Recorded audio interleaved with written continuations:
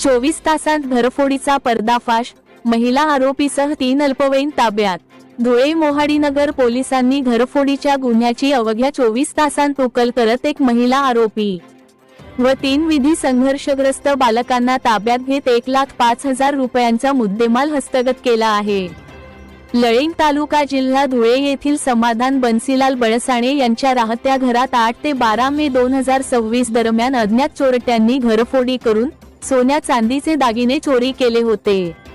या प्रकरणी मोहाडीनगर पोलीस ठाण्यात अन्वये गुन्हा दाखल करण्यात आला होता।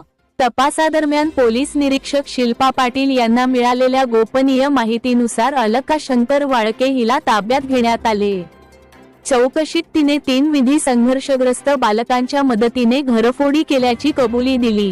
पोलिसांनी आरोपींकडून 30 भार चांदीचे दागिने व 3 ग्रॅम सोन्याची अंगठी असा एकूण 1,05,000 रुपयांचा मुद्देमाल जप्त केला आहे।